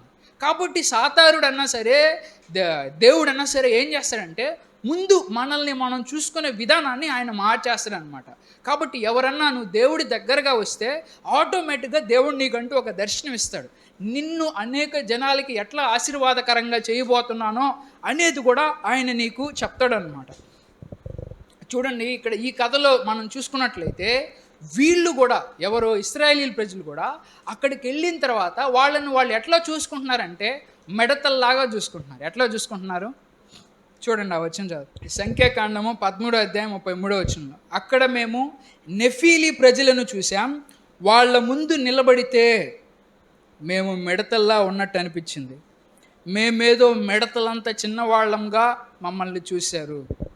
కాబట్టి రెండోది, మన నమ్మకాలు ఏం చేస్తాయంటే మన ఐడెంటిటీని తీసుకొస్తాయి. నేను ఎందుకు పనికిరాను, నేను జీవితంలో ఏది సాధించలేను, ఇక నా జీవితం అంతే, నా జీవితం ఇంకా అయిపోయింది, మీరన్నా బాగుపడండి అని చెప్పి వాళ్ళు ఇట్లా మాట్లాడుతూ ఉంటారు అనమాట. ఇంకేం చేయలేము, అంత హోప్స్ అని వదిలేసామని వాళ్ళని వాళ్ళు ఆటోమేటిక్గా గుర్తించేసుకుంటూ ఉంటారు. అయితే దేవుడైతే మనుషుల యొక్క ఐడెంటిటీని మారుస్తూ ఉంటాడు. బైబిల్లో గిద్యోన్ అనే వ్యక్తి ఉన్నాడు. ఆయన కూడా చాలా పిరికివాడు. ఆ పిరికివాడిని కూడా దేవుడు ఇట్లా పిలుస్తున్నాడు చూడండి. న్యాయాధిపతులు 6వ అధ్యాయం 12వ వచనంలో యెహోవా దూత అతనికి కనబడి పరాక్రమము గల బలాఢ్యుడా ఏమని పిలుస్తున్నాడు పిరికోడిని. శత్రువులు అక్కడికి వస్తే అక్కడ ఒక ద్రాక్ష అది తొట్టు ఉంటుంది అనమాట. దాంట్లో జ్యూస్ తయారు చేస్తారు వాళ్ళు. దాని మీద మిషన్ లేవు కదా, కాళ్ళతోనే వచ్చేస్తారు. ఆ తొట్టికి అవతల దాక్కుంటాడు శత్రువులు ఏం చేస్తారు అని. అయితే దేవుని దూత వస్తాడు, పరాక్రమం ఒరే పిరికోడా అని పిలవడు, పరాక్రమము గల బలాఢ్యుడా. ఎందుకు దేవుడు కనబడిన వాళ్ళ పేరు మార్చేస్తా ఉన్నాడు, వాళ్ళు చూసే విధానం మార్చేస్తున్నాడు. ఎందుకంటే నువ్వు నీ కళ్ళతో చూస్తే నువ్వు మోసపోతావు. నువ్వు ఎవరి కళ్ళతో చూడాలంటే దేవుడి కళ్ళతో చూడాలి. దేవుడు నిన్ను ఎలా చూస్తున్నాడు అనేది నువ్వు కాబోయేది, కానీ నువ్వు ఎలా చూసుకుంటున్నావు అనేది నీ భవిష్యత్తు కాదు. నువ్వు దేవుడి కళ్ళతో నీ జీవితాన్ని చూసినప్పుడే నువ్వు గొప్పోడు కాగలవు. కానీ నువ్వు నీ కళ్ళతో నువ్వు చూసుకుంటే నువ్వు ఎప్పటికీ సాధారణ మనుషుల్లాగానే మిగిలిపోతావు. పరాక్రమము గల బలాఢ్యుడా యెహోవా నీకు తోడై ఉన్నాడని అతనితో అనగా, అయితే తర్వాత దేవుడు అతనిలో విశ్వాసాన్ని రేకెత్తిస్తాడు. నిజంగానే అతను పరాక్రమము గల బలాఢ్యుడు అవుతాడు. కేవలం 300 మందితోనే గొప్ప గొప్ప యుద్ధాలు చేస్తాడు. హాలీవుడ్లో కూడా ఆయన పేరు మీద 2 సినిమాలు వచ్చాయి. కేవలం ఆయన కథే ఆధారం అన్నమాట ఆ 2 సినిమాలకి. అంటే ఎంత ఒక సాధారణ వ్యక్తిని కూడా దేవుడు అంత గొప్ప వ్యక్తిగా మార్చాడన్నమాట. కాబట్టి ఇట్లా దేవుడు మనల్ని మనం చూసుకునే విధంగా మనల్ని మనం మంచిగా చూసుకోవాలన్నమాట. దేవుడు ఆటోమేటిక్గా దేవునికి దగ్గరలో ఉంటే మనకంటూ ఒక ప్లాన్ ఇస్తాడు, మనకంటూ ఒక దర్శనం ఇస్తాడు. నువ్వు కాబోయే గొప్పవాడివి అని చెప్తాడు, నువ్వు కాబోయే గొప్ప దానివి అని చెప్తాడు. కాబట్టి నువ్వు చూసుకునేటప్పుడు ఎట్లా చూడాలని అంటే, నేను కాబోయే బెస్ట్ డాక్టర్ని అని చూడాలన్నమాట. ప్రపంచంలోనే బెస్ట్ డాక్టర్ని అని. నేను సాధారణమైన డాక్టర్ అని అంటే సాధారణంగానే ఆలోచిస్తాను, కానీ బెస్ట్ డాక్టర్ అయితే రాబోయే రోజుల్లో వచ్చే వ్యాధులకు కూడా మందులు ఇప్పటి నుంచే ఆలోచిస్తూ ఉంటాం. ఎందుకని, అప్పుడైనాక ఆలోచిద్దాంలే, అప్పుడే మందులు అంతా ఇప్పుడు ఎందుకు లేదు, నేను బెస్ట్ డాక్టర్ని, అందరికంటే గొప్ప డాక్టర్ని నేనే అని చెప్పాడు దేవుడు. కాబట్టి నేను ఒక గొప్ప వ్యాపారవేత్తనని చెప్పాడు, కాబట్టి నేను ఒక గొప్ప డాక్టర్ అని చెప్పాడు, గొప్ప తెలివైన మేధావి సైంటిస్ట్ అని చెప్పాడు. ఇక అతన్ని చూసుకునేటప్పుడు కనబడిన న్యూస్ పేపర్లా వదలడు, దొరికిన రీసెర్చ్ పేపర్లా వదలడు, దేనన్నా సరే చదివేస్తూ ఉంటాడు. ఎందుకంటే రేపు పొద్దున అతను కాబోయే ఒక గొప్ప వీరుడు, సైనికుడు. కాబట్టి దొరికిందల్లా నేర్చేసుకుంటూ ఉంటాడు. ఎందుకనంటే అంత గొప్ప స్థానం దేవుడు ఇచ్చినప్పుడు, అంత గొప్ప PM seat, Pradhan Mantri seat ఇచ్చినప్పుడు కింద ఉండే జనాలందరినీ కూడా చూడాలంటే ఈ రోజు నుంచే నేర్చుకుంటా ఉంటాడు. కాబట్టి దేవుడు నీ ఐడెంటిటీని మారుస్తాడు. ఒకవేళ వీళ్ళలాగా నువ్వు చూసుకున్నట్లయితే నేను ఎక్సలెంట్ సింగర్ని అవుతాను. ఎక్సలెంట్ సింగర్స్ మాత్రమే ఎక్సలెంట్ ఎఫర్ట్స్ పెట్టగలరు. అంటే నేను ఒక గొప్ప సింగర్ని అని వాళ్ళు చూసుకున్న వాళ్ళు పాడే విధానంలో కూడా గొప్పగా నేర్చుకోగలరు. వాళ్ళు అది పెద్ద గొప్ప సింగర్ లాగా అనుకోలేదని పెద్ద ప్రయత్నాలు కూడా చేయరు. పెద్ద సంగీతం నేర్చుకోవాలన్నా లేదా నేర్చుకోవాలని ట్రై చేస్తే కానీ ఇదేం పెద్ద మనకు వర్కౌట్ అయ్యేటట్టు లేదులే అని గమ్ముగా మధ్యలో వదిలేస్తారు. ఎందుకంటే వాళ్ళ మనసులో దర్శనం లేదు. వాళ్ళ మనస్సులో వాళ్ళు చూసుకునే విధానం, వాళ్ళు గుర్తించుకునే విధానం అందరూ సాదాసీదా మనుషుల్లాగా అనుకుంటున్నారు. కాబట్టి ఒక్క చిన్న ఓటమికే వాళ్ళు ఘోరంగా భయపడిపోతారు, వెనక్కి వచ్చేస్తారు. కాబట్టి ఒక చిన్న కాంపిటీషన్లోనే సింగర్గా సెలెక్ట్ అవ్వలేదని చెప్పి ఇంకా నేను అంతేలే, ఇంకా నా జీవితం అని చెప్పి ఆ సింగర్గా ఇంకో వాళ్ళు వెనక్కి వచ్చేస్తారని. కాబట్టి మనల్ని మనం దేవుడు ఎట్లా అయితే ఏ గుర్తింపుతో అయితే మనల్ని పిలుస్తున్నాడో, ఏ గుర్తింపునైతే ఆయన మనకి ఇస్తున్నాడో ఆయన మనకు చెప్తాడు, దాన్ని మనం గుర్తించాలి. మన జీవితంలో ఆయన ఉద్దేశాన్ని గుర్తించి అట్లా నడుచుకుంటూ ముందుకు వెళ్ళాలి. ఈరోజు అది కాకపోవచ్చు, ఈరోజు పిరికోడిగానే ఉండొచ్చు, కానీ నెమ్మదిగా దాని వైపు అడుగులు వేసుకుంటూ వెళ్ళాలి. జీవిత చివరిలో తెలుస్తుంది అన్నమాట దేవుడు చెప్పింది ఎంత గొప్పదైన విషయం. కాబట్టి వీళ్ళు కూడా అట్లాగే తెలుసుకున్నారు. కాబట్టి రెండోది ఏం చేస్తుందంటే, మన నమ్మకాలు మనల్ని మనం చూసుకునే విధానాన్ని, మనల్ని మనం గుర్తించుకునే విధానాన్ని ప్రభావితం చేస్తాయి. నేను ఎందుకు పనికిరాని వాడిని అని అనుకుంటే నిజంగానే పనికి రాకుండా పోతాడు ఏ పనికి కూడా. కాబట్టి మనల్ని మనం ఎట్లా చూసుకుంటున్నాం అనే దాన్ని బట్టే ఉంటుంది. మూడోది చూడండి, మన నమ్మకాలు ఏం చేస్తాయంటే, నా నమ్మకాలు నా ఆరోగ్యం మీద ప్రభావితం చూపిస్తాయి. నా నమ్మకాలు ఏం చేస్తాయి? ఆరోగ్యం మీద ప్రభావితం చూపిస్తాయి. ప్రపంచంలో రీసెర్చ్ స్టడీస్ జరుగుతూ ఉంటాయి ఈ హెల్త్కి సంబంధించి. ముఖ్యంగా దాంట్లో కొన్ని సైకలాజికల్ వాటికి సంబంధించి కూడా జరుగుతూ ఉంటాయి అన్నమాట. అంటే ఒకసారి ఒక రీసెర్చ్ జరిగింది. రీసెర్చ్‌లో ఏం చేశారంటే, కొంతమంది వచ్చినటువంటి వాళ్ళకి నొప్పి మందు కొంతమందికి ఇచ్చారు. అందరికీ నొప్పి మందు ఇస్తున్నాం అని చెప్పారు. నొప్పులు ఉన్నాయి కదా, మీకు నొప్పి మందు ఇస్తున్నాం అని చెప్పారు. అయితే కొంతమందికి నొప్పి మందు ఇచ్చారు, కొంతమందికి నొప్పి మందు ఇవ్వలా. సాధారణ ఉత్తుత్తి మందు ఇచ్చారు. అయితే అందరికి వెళ్ళిన తర్వాత అడిగారనమాట, మీకు తగ్గిందని. తర్వాత లెక్కలేసుకుంటే కరెక్ట్ మందు ఇచ్చిన వాళ్ళకి 50% మందికి తగ్గితే, వీళ్ళకి కూడా అంటే ఉత్తుత్తి మందు ఇచ్చిన వాళ్ళకి కూడా 50% మంది మాకు తగ్గింది, ఆ మాత్రం నొప్పి తగ్గింది, నాకు నొప్పి తగ్గింది అని చెప్పారంట. అంటే చూడండి, వాళ్ళకి నొప్పి ఎక్కడుంది? జీవితంలో ఆశ ఉన్నోడికి హార్ట్ అటాక్ రాదంట. అంటే తక్కువగా హార్ట్ అటాక్ వచ్చే ఛాన్స్ ఉంటుందంట. దేవుడు అంటే వాళ్ళు దేవుడు అని చెప్పర్లేండి, కానీ నేను చెప్తున్నా, దేవుడు నన్ను ఎక్కువ కాలం బ్రతికిస్తాడు అని పాజిటివ్ లైఫ్ ఎక్స్పెక్టెన్సీ ఉన్నవాళ్ళు 7.6 సంవత్సరాలు ఎక్కువ బతుకుతారంట. అంటే దేవుడు నాకు మంచి ఆయుష్ ఇస్తాడు, దేవుడు నాకు అని అనుకునే వాళ్ళు, పాజిటివ్గా ఆలోచించే వాళ్ళు 7.6 సంవత్సరాలు అంటే సాధారణ అందరు మనుషుల కంటే కూడా 7.5 సంవత్సరం ఎక్కువ బ్రతుకుతారంట, కేవలం ఆ ఒక్క ఆలోచన విధానం ద్వారా. ఇట్లా మన జీవితంలో ఉదాహరణకి మనం చేసే ఉద్యోగంలో బాగా ఏందబ్బా బాస్ ఇట్లా చేస్తున్నాడు అని అనుకున్నాం, ఒక వెంటనే తలనొప్పి వచ్చేస్తుందంట. ఏందబ్బా మా బాస్ నన్ను చంపేస్తున్నాడు అనగానే తలనొప్పి వచ్చేస్తుంది అంట కొంతమంది.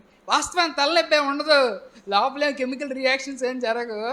కానీ వాళ్ళు సిచ్యువేషన్స్ని అర్థం చేసుకునేది, వాళ్ళ నమ్మకాలు ఏం చేస్తాయని అంటే, ఇంకా ఆ తలనొప్పికి వాళ్ళు టీ తాగడమో, లేకపోతే సిగరెట్ తాగడమో, లేకపోతే ఏదో ఒకటి గుట్కా తాగడమో, ఇక ఏది వాళ్ళకి అనుకూలంగా ఉంటుందో దాన్ని చేస్తూ ఉంటారు అనమాట. ఆ తలనొప్పి తగ్గడానికి, ఆ స్ట్రెస్ తగ్గడానికి. వాస్తవానికి ఆ తలనొప్పి వాళ్ళు తినే ఆహారాల్లో కాకుండా వాళ్ళ మనసులోనే ఉంటుందన్నమాట. ఒక ఆయనకి అంటే కొంచెం రీసెర్చ్ కొంచెం స్టైల్గా మీకు చెప్తా ఉన్నాను. ఒక ఆయనకి ఏ మాత్ర వేసుకున్నా కానీ సరిగ్గా పడట్లేదంట. సరే డాక్టర్ గారు వచ్చి, నీకే మాత్ర పడుతుందో చెప్పమ్మా అంటే, ఈ మాత్రలు పడుతున్నాయి సార్ నాకు అని చెప్పి, సరే ఆ మాత్రలు నీ దగ్గర పెట్టుకోమ్మా, ఈ మాత్రలు పక్క పెట్టు, వేరే మాత్ర రాస్తారు, ఇది మాత్ర వేసుకో, చూడు ఎట్టుందో, నీకు బాగుందో బాగాలేదో అని చెప్పి అని అన్నాడంట. సరే అని చెప్పి ఆ మాత్ర ఇస్తే ఎట్టుందమ్మా అంటే, వాంతి వచ్చినట్టుగా ఉంది సార్. అది ఏ మాత్ర అంటే, ఇంతకుముందు ఆమె బాగున్న మాత్రే, ఆల్రెడీ బాగుంది అని ఆయన చెప్పిన మాత్రే ఆయనకి ఇస్తే ఆమె ఎట్ట అంటుందనంటే, సో వాంతి వచ్చినట్టుగా అనిపిస్తుంది సార్ అంటే. ఆయన సమస్య ఎక్కడుంది? మాత్రలో లేదు, మనసులో ఉంది. అంటే ఒకరికి ఏం చేశారంటే షేమ్ సర్జరీ. అంటే దాని అర్థం ఏంటంటే, మోకాలు నొప్పి ఉందని చెప్పి వస్తే డాక్టర్లు ఊరికే ఉత్తుత్తి సర్జరీ చేశారు. ఊరికే పైన కోసి తీసేసేసి మళ్ళీ పెట్టేసారు, అయిపోయింది ఆపరేషన్ అయిపోయింది అని అన్నాడు. ఆ వ్యక్తి నిజంగానే నడిచేసేసాడు.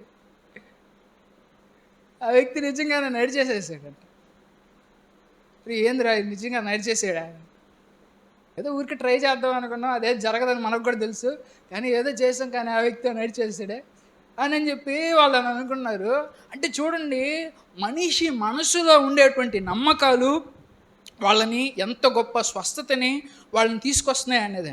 ఒకవేళ మనం స్ట్రెస్గా ఆలోచిస్తే, నెగిటివ్గా ఆలోచిస్తే బాడీలో కార్టిజోల్ లెవెల్స్ అనేవి బాగా పెరుగుతాయని, తద్వారా మన ఇమ్యూన్ సిస్టమ్ అంటే రోగాలని ఎదుర్కొనే శక్తి తగ్గిపోద్దని చెప్పి, వాళ్ళకి నిద్ర లేకుండా వస్తుందని చెప్పి, బీపీ పెరిగిపోతుందని చెప్పి వాళ్ళు చెప్పారు. ఎవరైతే స్ట్రెస్గా ఫీల్ అవుతారో ఆ ఒక్క ఒత్తిడి వల్లే ఈ సమస్యలు అనేవి వస్తాయి, ఇంకా రోజు రోజుకి వాళ్ళలో రోగాలు అనేటువంటివి పెరిగిపోతూ ఉంటాయని చెప్పి వాళ్ళు చెప్పారనమాట. కాబట్టి ఇట్లా మనుషులకి ఏం చేస్తాయంటే, మనం నమ్మే నమ్మకాలు, ఈ నమ్మకాల వల్లే మన ఆరోగ్యం మీద కూడా ప్రభావితం అనేటువంటిది చూపిస్తాం. బైబిల్లో దీన్ని కొంచెం స్పిరిచువల్గా చెప్తాను చూడండి. బైబిల్లో 12 సంవత్సరాల నుంచి రక్తస్రావం కలిగినటువంటి స్త్రీ ఉంది. ఆమె కూడా యేసుప్రభు దగ్గరకు వచ్చింది. యేసుప్రభు వస్త్రపు చెంగు తాగితే చాలు నాకు స్వస్థత వచ్చేస్తుంది అని చెప్పి ఆమె అనుకునింది. నిజంగానే యేసుప్రభు వస్త్రాన్ని తాకింది, ఆమె శుద్ధురాలైంది. 28, 29, 34 వచనాల్లో తన మనస్సులో, నేను ఆయన వస్త్రాన్ని తాకితే చాలు నాకు నయమైపోతుంది అని అనుకొని ఆయన వస్త్రాన్ని తాకింది. వెంటనే ఆమె రక్తస్రావం ఆగిపోయింది. తన శరీరంలోని బాధల నుండి విముక్తి పొందినట్లు ఆమెకు అర్థమైంది. ఆయన ఆమెతో, అమ్మ, నీ విశ్వాసమే నీకు నయం చేసింది, శాంతంగా వెళ్ళు, నీ బాధలు నివారణ అయ్యాయి అని అన్నాడు. కాబట్టి చూడండి, కొంతమందికి దేవుడు ఏమంటాడంటే నీ విశ్వాసమే. కాబట్టి విశ్వాసం లేకపోతే భయం ఎక్కువైపోద్ది. ఆ భయం మన శరీరం మీద ఎక్కువ అనారోగ్యం మీదగా ప్రభావితం చేస్తుంది అన్నమాట. వాస్తవానికి అంటే నిజంగా ఇబ్బంది లేకపోయినా. అయితే ఇక్కడ మనం కొంచెం స్పిరిచువల్ డైమెన్షన్ చూస్తున్నాం. అదేంటంటే కొన్నిసార్లు మన మనసులో నమ్మకం ఏం చేస్తుందంటే దేవుణ్ణి కదిలిస్తుంది. ఏం చేస్తుంది? మన మనసులో అంటే ఉదాహరణకి ప్రపంచంలో మందు లేకపోయినా, లేదా ప్రపంచంలో దాన్ని తగ్గించే మందు ఇంతవరకు కనిపెట్టకపోయినా, లేకపోతే మందు కనిపెట్టినా దాన్ని రాయగలిగేటువంటి పరిజ్ఞానం డాక్టర్కి లేకపోయినా, దేవుడు కొన్నిసార్లు మన విశ్వాసాన్ని బట్టి ఏం చేస్తాడంటే మనల్ని స్వస్థపరుస్తాడు. ఒకవేళ మనలో విశ్వాసం లేకపోతే ఇప్పుడు దాకా సైంటిఫిక్గా చెప్పాను, స్పిరిచువల్గా చెప్తున్నాను. విశ్వాసం లేకపోతే కూడా కొంత అనారోగ్యం వస్తుంది. చూడండి, తర్వాత ఇశ్రాయేలీల ప్రజలు అక్కడికి వెళ్ళారు. 10 మంది చెడ్డ సమాచారం తెచ్చారు. అయితే తెచ్చిన వాళ్ళందరికీ జబ్బులు వచ్చి చచ్చిపోయారు. సంఖ్యాకాండం 14వ అధ్యాయం 36, 38 వచనాలు చదువుతున్నాను చూడండి. ఆ కొత్త దేశాన్ని కనుగొనేందుకు మోషే పంపించిన మనుషులు తిరిగి వచ్చి ఇశ్రాయేలు ప్రజల్లో ఫిర్యాదు వ్యాపింపజేశారు. ఆ దేశంలో ప్రవేశించడానికి సరిపడినంత బలం గల వాళ్ళం కాదు అని వారే చెప్పారు. ఇశ్రాయేలు ప్రజల్లో కష్టాలు వ్యాపించడానికి వాళ్లే బాధ్యులు. అందుకని వాళ్ళందరినీ చంపేయడానికి ఒక రోగాన్ని రప్పించాడు యెహోవా. ఆయనే ఆ దేశాన్ని పరిశీలించడానికి పంపబడ్డ వాళ్లలో నూను కుమారుడైన యెహోషువ, యెఫున్నె కుమారుడైన కాలేబు కూడా ఉన్నారు. యెహోవా వాళ్ళిద్దరినీ రక్షించాడు. మిగతా 10 మందిని చనిపోవునట్లు చేసిన రోగం వారికి రాలేదు. కాబట్టి మనం ఉండేది కేవలం ఈ భౌతిక ప్రపంచంలోనే. ఇక్కడ ఉండో ఈ భౌతిక ప్రపంచంలో దేవుడు ఉంటారు, దెయ్యాలు కూడా ఉంటాయి. కేవలం సైన్స్ మాత్రమే ఉండదు అన్నమాట. కాబట్టి ఇక్కడ దేవుడు ఎవరైతే ఆయన నమ్ముతారో అది ఎంత కష్టమైన సహాయమైనా, ఎంత కష్టమైన ఇబ్బంది అయినా అది వాళ్ళ శరీరాలను దేవుడు బాగు చేస్తాడు. ఒకటి, సైంటిఫిక్గా శరీరం ఆటోమేటిక్గా హీల్ అవ్వచ్చు. 2, దేవుడు స్పిరిచువల్గా దాన్ని మన ఆత్మతో కొంచెం లింక్ అయి ఉంటుంది కాబట్టి, మన ఆత్మ, శరీరము, మనసు లింక్ అయి ఉంటుంది కాబట్టి తద్వారా దేవుడు మనల్ని స్వస్థపరచవచ్చు అన్నమాట. కాబట్టి ఒకవేళ మన హృదయంలో నమ్మకం లేకపోతే, మన హృదయం దేవుడికి బాగా ద్వేషంగా ఉన్నట్లయితే, లేకపోతే మన హృదయం 10 మందికి చెడు కలిగించే విధంగా ఉన్నట్లయితే దేవుడు వాళ్ళకి రోగం కలిగించాడని చెప్పి దేవుడు చెప్తాడు. కాబట్టి మన నమ్మకాలు ఏం చేస్తాయనంటే మనకు ఆరోగ్య పరిస్థితి మీద ప్రధాన అవకాశాన్ని తీసుకొస్తాయి. కాబట్టి మనం జాగ్రత్తగా గుర్తుంచుకోవాలి. ఒప్పుకోని పాపం ఏదైనా ఉందా దేవుడి దగ్గర ఒప్పుకోవాలి. ఎందుకంటే బైబిల్లో ఒక భక్తుడు అట్టే ఒప్పుకోలేదు. అతని ఎముకలను ఏదో నలగొట్టేసినట్టు అనిపించిందంట ఆ భక్తుడికి. ఒక భక్తుడు ఒక వ్యక్తిని క్షమించలేదు. క్షమించకపోయేసరికి కూడా ఆ వ్యక్తికి బాగా ఇబ్బంది కలిగిందని. అందుకే బైబిల్లో యెహోవా యందు భయభక్తులు కలిగి ఉండుట దీర్ఘకాలం అంటే దీర్ఘాయుష్ వస్తుంది అని బైబిల్ చెప్తుంది. అయితే దుష్టులకు త్వరగా చచ్చిపోతారు, గాలికి ఎగిరిపోయి పొట్టులాగా ఉంటారు అని చెప్పి దుష్టుల గురించి బైబిల్ వర్ణిస్తుంది అనమాట. అంటే బైబిల్లో ఆరోగ్యం గురించి పెద్ద చిట్కాలే ఉండవు. ఎందుకనంటే ఏదో ఒక రోజు నశించిపోయే శరీరం అని తెలుసు. కాబట్టి ఆరోగ్యం గురించి పెద్ద చిట్కాలు ఏమి రాయాలి. ఇక్కడ కూడా చూడండి, ఒక బైబిల్లో ఉన్నటువంటి వాళ్ళకి కూడా అనారోగ్యాలు వచ్చాయి. వాళ్ళు ఎట్లా ఆలోచించారంటే ఇది క్షణకాలం ఉండే కష్టాలు, ఏదో రోజు నశించిపోయే శరీరం, ఏముంది ఈరోజు పలానా ఇది పోయింది, పలానా కాలు పోయింది, లేకపోతే పలానా చెవు పోయింది, అది పోయింది, ఏదో రోజు పోవాల్సిందే కదా, పోతుందని వాళ్ళు ధైర్యంగా ఉండగలరు. అమ్మ ఇంత చిన్న వయసులోనే ఇది వచ్చిందే, ఇక నా పిల్లకాయలకి ఎప్పుడు పెళ్లి చేయాలా, నేను ఇంక జీవితాంతం భరించద్దా ఈ బాధ అని కొంతమంది ఆలోచిస్తున్నారు. అంటే కొంతమంది ఏమో ఈ జీవితం కొంతకాలం అని ఆలోచిస్తున్నారు, ఇంక జీవితాంతం అని ఇంకొంతమంది ఆలోచిస్తున్నారు. అంటే వాళ్ళు నమ్మే నమ్మకాలు, అమ్మ ఇంతకాలం బతకాలా, ఇంతకాలం ఈ నొప్పితో బ్రతకాలా, ఇంతకాలం ఇది చేయాలా, ఇంతకాలం ఎట్ట బతకాలయ్యా అని చెప్పి ఆ ఆలోచనే వాళ్ళని మరింత భయపెట్టేస్తుంది అన్నమాట. కాబట్టి దేవుడు ఇచ్చేటువంటి నమ్మకాలు, దేవుడు చూసేటువంటి కోణంలో ఈ ప్రపంచాన్ని, మన శరీరాల్ని, మన ఆరోగ్యాన్ని మనం చూసినప్పుడు ఈ కొంతకాలం ఉండేటువంటి ఈ శరీరం ఈరోజు కాకపోతే ఏదో ఒక రోజు అనారోగ్యం వస్తుంది, ఈ రోజు కాకపోతే ఏదో ఒక రోజు చచ్చిపోద్ది. కాబట్టి ఈ కొంతకాలం ఉండే ఈ శ్రమలు, ఈ కష్టాలే పెద్ద కష్టాల్లాగా ఇంకా 70 ఏళ్ళు బతకాలా, ఇంకా 30 ఏళ్ళు బతకాలా, ఇంకా ఇది 30 ఏళ్ళు దీన్ని భరించాలా, 30 ఏళ్ళు మందులు మింగాలా అని మనం ఆలోచిస్తే చాలా భారంగా ఉంటుంది. సరే కొంతకాలమే కదా, జీవితం ఎప్పుడైనా సరే గడిచిపోయిన తర్వాత ఒరే అంతలోకి గడిచిపోయిందా అని అనిపిస్తుంది. మీ గతం గురించి పుస్తకం రాయమంటే గట్టిగా ఎక్కువ పేజీలు కూడా రాయలేరు, ఎందుకంటే గతం కూడా మర్చిపోతారు మీరు. రోజులని ఎట్లా గడిచిపోతాయో మీకు కూడా తెలియదు.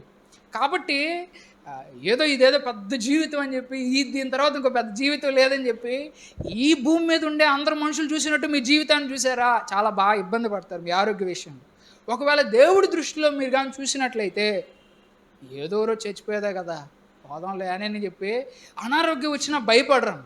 కాబట్టి దేవుడు చెప్పిన విధానంలో జీవితాన్ని అన్నా సరే, మీ అనారోగ్యాన్ని అన్నా చూసినప్పుడు మన అనారోగ్యం మన దాన్ని కూడా మెరుగుపరుస్తుంది అన్నమాట. కాబట్టి ఇంకొన్ని రీసెర్చెస్లో సర్జరీ చేసిన తర్వాత, అంటే ఆపరేషన్ చేసిన తర్వాత నేను తొందరగా కోలుకుంటాను అని అనుకున్న వాళ్ళు అని నమ్మిన వాళ్ళు నిజంగానే సాధారణంగా కోలుకునే వాళ్ళకంటే కూడా తొందరగా కోలుకున్నారంట. ఎందుకని వాళ్ళ హృదయం నేను తొందరగా నడవగలను, తిరిగి మళ్ళీ నేను డ్యూటీకి వెళ్ళగలను ఎందుకు నమ్మారు? అసలు దేన్ని ఆధారం చేసుకున్నారు? దేవుడే స్వస్థపరుస్తాడు. ఇంకే ఆధారం లేదు మనిషికి నమ్మడానికి. ఒక నాస్తికుడికి అయితే అసలు ఆధారమే ఉండదు. ఎట్లా బాగవద్దు అనుకుంటున్నారా? ఎట్లా బాగవద్దే ఏం చెప్పలేడు వాడు. ఏమో తెలియదు, డాక్టర్ మందిస్తాడు, నా దేవుడు స్వస్థపరుస్తాడనే నమ్మకం కేవలం దేవుడు నమ్మిన వాళ్ళకి మాత్రమే ఉంటుంది. ఆ నమ్మకం బలాన్ని ఇస్తుంది. ఆ నమ్మకం అతని శరీరంలో మంచి హార్మోన్స్ ప్రొడ్యూస్ అయ్యే విధంగా చేస్తుంది. అది అతని ఇమ్యూనిటీని, రోగ నిరోధక శక్తిని పెంచుద్ది. తొందరగా వాళ్ళు రికవరీ అయిపోతున్నారని చెప్పి దేవుడు చెప్తాము. కాబట్టి మన మనసులో అపరాధ భావం ఉన్నా, లేకపోతే మన మనసులో గిల్టీ ఫీలింగ్ ఉన్నా, లేకపోతే మన మనసులో దేవుడికి నచ్చినటువంటి ఏ గుణమైనా ఉంటే ఆ గుణమే మన ఎముకల్ని మనల్ని తినేస్తుందని చెప్పి, అసూయ మత్సరం ఎముకలకు కుళ్ళు అని చెప్పి దేవుని యొక్క వాక్యం చెప్తుంది. అంటే మన స్పిరిటే, అంటే మన ఆత్మే మన బాడీ మీద కొంత ఇన్ఫ్లుయెన్స్ చేస్తుంది. కాబట్టి కొంతమంది బైబిల్లో వాళ్ళ ఆత్మీయ సమస్యలకి ఆరోగ్య సమస్యలుగా వచ్చాయన్నమాట. కాబట్టి మనం చాలా జాగ్రత్తగా మన ఆత్మీయ జీవితాన్ని కూడా చాలా జాగ్రత్తగా మనం చూసుకోవాలి. కాబట్టి మూడోది, నా నమ్మకాలు నా ఆరోగ్యం మీద ప్రభావితం చేస్తాయనేది మనం తెలుసుకోవాలి. నాలుగోది, నా నమ్మకాలు నన్ను బలహీనునిగా లేదా బలవంతునిగా చేయగలవు. నా నమ్మకాలు నన్ను బలహీనునిగా అయినా చేయొచ్చు, లేదా బలవంతుడిగా కూడా చేయొచ్చు అన్నమాట. అంటే నన్ను నేను బలహీనుడిగా చూసుకుంటే నేను బలహీనుడిని అవుతాను, నన్ను నేను బలవంతుడిగా చూసుకుంటే నేను బలవంతుడిని అవుతాను. మార్కు సువార్త 9:23 చూడండి. యేసు అతనితో, నీవు నమ్మగలిగితే నమ్మిన వానికి అన్నీ సాధ్యమే అని అన్నాడు. నువ్వు నమ్మగలిగితే, దేన్ని నమ్మగలిగితే? నేను చెయ్యగలను అని నమ్మగలిగితే అన్నీ సాధ్యమే, అది జరిగిపోద్ది. నేను చెయ్యలేను, సమస్తము సాధ్యమే, అది కూడా జరిగిపోద్ది. నమ్మువానికి సమస్తము సాధ్యం, వాడు ఏదైతే నమ్ముతాడో అదే సాధ్యమైపోద్ది. కాబట్టి మన నమ్మకము దేవుణ్ణి కూడా కదిలిస్తుంది.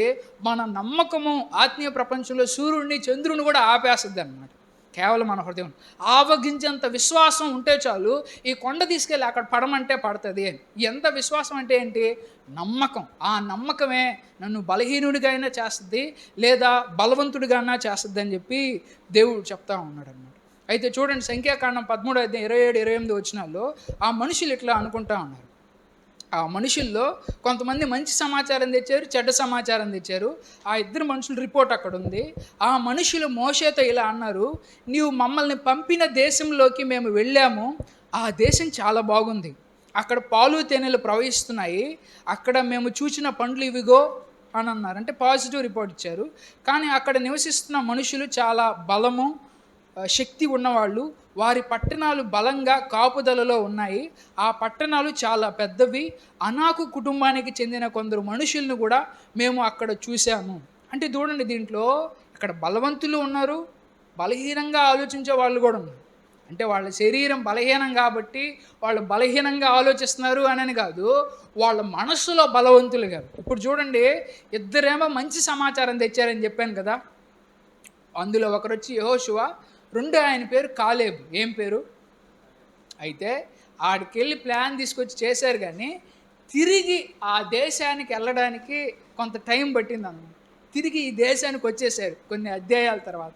ఇప్పుడు ఈడికి వచ్చేసిన తర్వాత ఇప్పుడు అడుగుతా ఉన్నారు, నాకు ఆ ఏరియా ఇవ్వు, నాకు అక్కడ ఉండే అది, అక్కడ మా పశువులన్నీ ఉన్నాయి, మా వాళ్ళందరూ అక్కడ పశువులు మేపుకుంటారు, ఎందుకంటే మేము గొర్రెలు కాపురం కదా అని వాళ్ళు మాట్లాడుకుంటూ ఉన్నారు. అలా మాట్లాడుకునేటప్పుడు ఈ కాలేబ్ అనే ఆయన మాట్లాడుతూ ఉన్నాడు, యెహోషువ ఆ రోజు నాకు దేవుడు చెప్పాడు కదా, మోషే చెప్పాడు కదా, ఆ కొండ భాగం ఇస్తానని, నాకు ఆ కొండ భాగం ఇచ్చేసి అని చెప్పి మాట్లాడుతూ ఉన్నాడు. అలా మాట్లాడేటప్పుడు ఏమంటున్నాడో చూడండి, యెహోషువ 14వ అధ్యాయము 10-12 వచనాలు.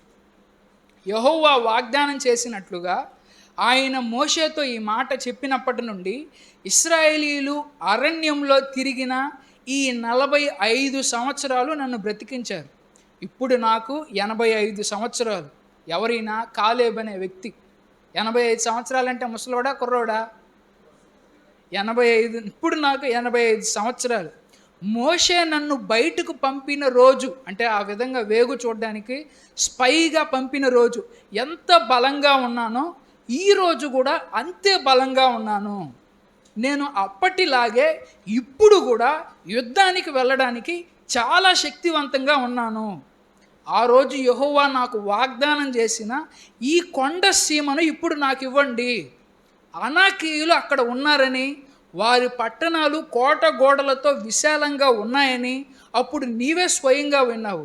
అయితే యెహోవా నాకు సహాయం చేస్తున్నారు, ఆయన చెప్పినట్లుగానే నేను వారిని వెళ్ళగొడతాను అని చెప్పాడు.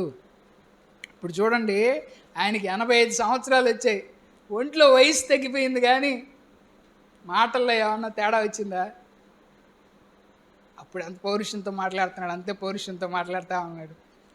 ముసలోడు ఏది ఫైట్ చేయలేదు అని ఏదో మామూలు ఉత్తుత్తి తీస్తావేమో, ఆ టాప్దే ఇవ్వు, ఆ కొండనే ఇవ్వు, అక్కడ అనాకీల లడ్డోళ్ళు అందరూ ఉన్నారని తెలుసు, వాళ్ళతోనే ఫైట్ చేస్తా, దేవుడు నాకు తోడుగా, ముసలోడని ఇవ్వకుండా ఉంటావేమో, ఆ భూభాగమే ఇయ్యి మా వాళ్ళకి నాకు అని చెప్పి యెహోషువతో అంటాం.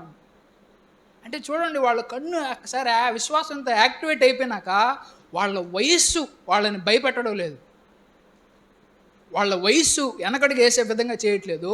ఇప్పటికీ ముసలోళ్ళు అయినా కానీ వాళ్ళు వ్యాపారంలో అయినా సరే చాలా రిస్కీ స్టెప్స్ తీసుకుంటారు.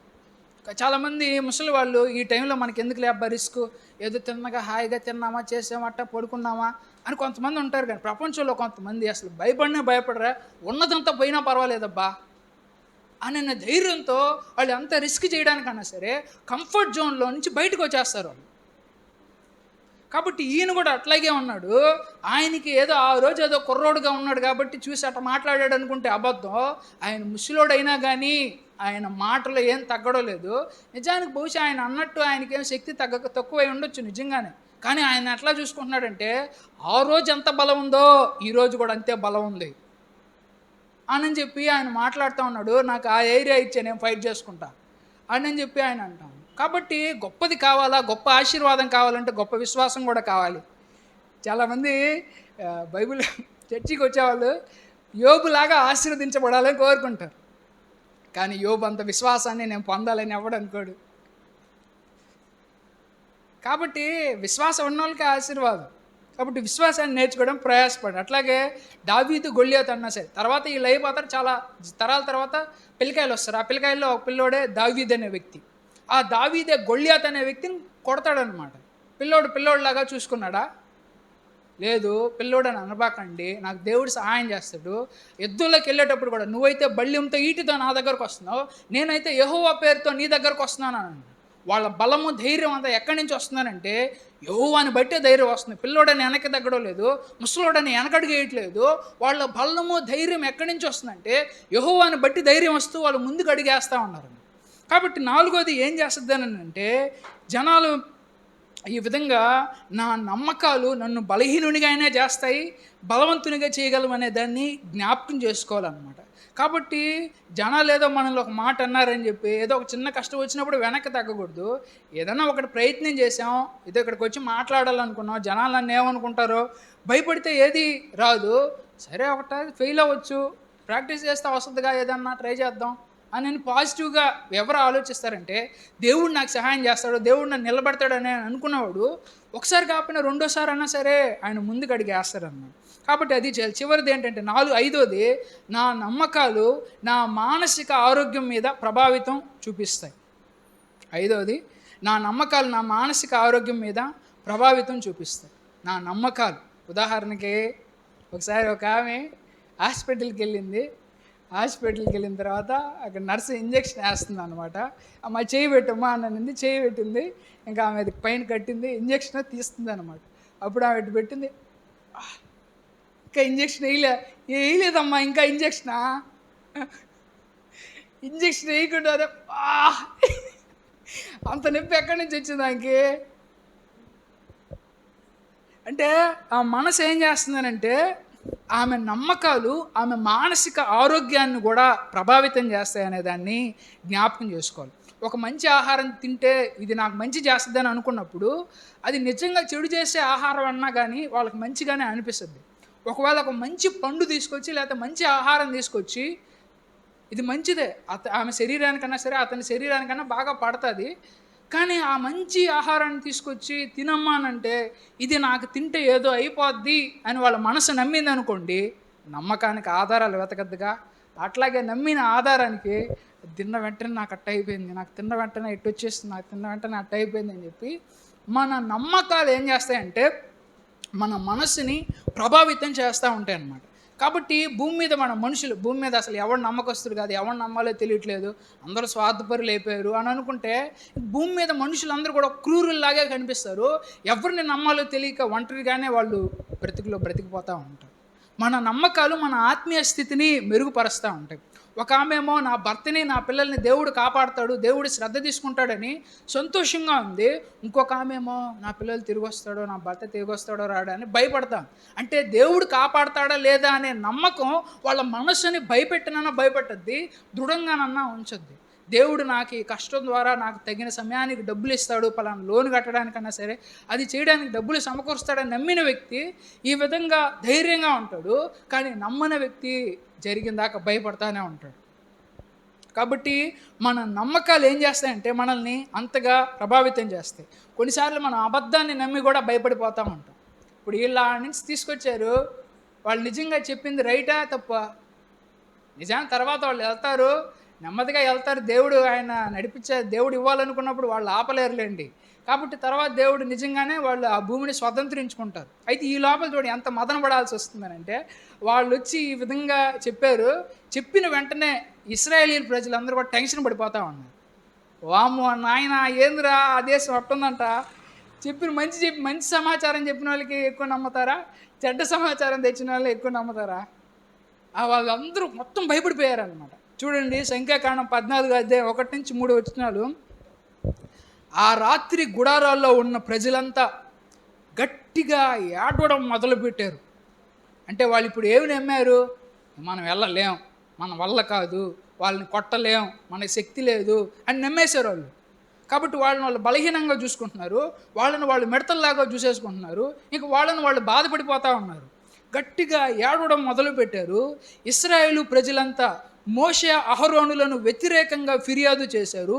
ప్రజలంతా కూడి వచ్చి మోషే అహరోనులతో ఇలా చెప్పారు, ఈజిప్టులోనో లేక అరణ్యంలోనో మేము చావాల్సింది, మన కొత్త దేశంలో కత్తి చేత చావడం కంటే అదే బాగుండేది. మమ్మల్ని ఈ కొత్త దేశానికి చావడానికి తీసుకొచ్చాడా? మా భార్యల్ని మా పిల్లల్ని మా దగ్గర నుండి తీసుకుపోయి మమ్మల్ని కత్తులతో చంపేస్తారు, మేము మళ్ళీ ఈజిప్టుకి వెళ్ళిపోవడమే మాకు క్షేమం. భయపడిపోయారు, దుఃఖపడిపోయారు, చాలా బాధపడిపోయారు. కాబట్టి మన నమ్మకాలు ఏం చేస్తాయంటే మన ఎమోషన్స్ మీద బాగా ప్రభావితం చూపిస్తాయి. అది నమ్మేది నిజమా అబద్ధం అది వేరే విషయం. కొన్నిసార్లు కొంచెం మనం ముందుకెళ్ళే కొద్దీ తెలుసుకుంటూ ఉంటాం దీని గురించి బాగా విపులంగా. అయితే ఇక్కడ మనం నమ్మే నమ్మకం ఏం చేస్తుందంటే మన ఎమోషన్స్ని బాగా ప్రభావితం చేస్తుంది అనేది జ్ఞాపకం చేసుకోవాలి. అనారోగ్యంతో ఉన్న వ్యక్తి దేవుడు నన్ను స్వస్థపరుస్తాడని వాగ్దానం ఇచ్చాడని వాగ్దానాన్ని బట్టి ధైర్యం తెచ్చుకుంటాడు. అదే నమ్మని వ్యక్తి ఏందో ఏం కీడు జరగద్దో ఏమో అని అనుక్షణం, అంటే మన నమ్మకాలు దేవుడు కాపాడతాడనే విశ్వాసం మనలో లేకపోతే అనుక్షణం మనం భయపడతా ఉంటాం.